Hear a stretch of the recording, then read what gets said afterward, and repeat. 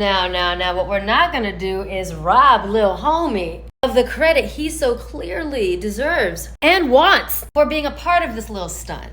Second of all, so far in the news, what's been being highlighted are these children and the white guy, Edward Bloom. But I was wondering, where are the parents? You can say that this white guy manipulated them all the livelong day. The very anti-black idea that some random undeserving black or brown person took your spot. You belong to the racial group that literally has the most college degrees in this nation. It doesn't just come out of nowhere. We all know that white supremacy is the final boss, but there is also no such thing as POC unity because there's anti-blackness in every marginalized group. This motherfucker is not just representing a few Asian kids. He represented a largely anonymous group of 20,000 Asian students and parents, adults.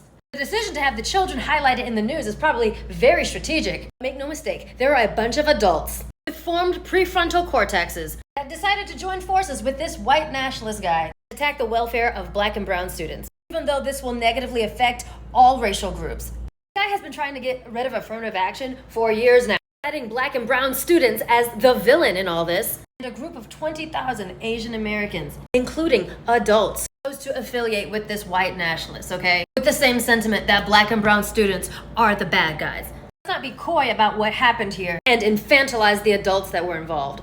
Their part to play was raising their children with anti-black ideas. We are lazy and undeserving and somehow stealing opportunity from them. We literally have the least accessibility. Or whether you were one of the adults that with a full chest said, yes, I think black and brown students are the problem and we should screw them. The white guy couldn't have done it without that group of Asian Americans, and that group of Asian Americans couldn't have done it without that white guy. They came together because they had a common enemy, black and brown students. Those grown-ups knew exactly what they were doing. Just letting their kids do all the interviews. For some reason, I can't find any statements from the individual students' parents. I do believe, just going by the numbers, that most people of color in general are for affirmative action. Like I said, there's anti-blackness in every racial group. White supremacy has weaponized that historically to legitimize violence against us, to legitimize taking opportunities away from us. And anti-black POC play along. Eventually, of course, the result ends up screwing everybody. Also, I don't care that the students being highlighted are kids.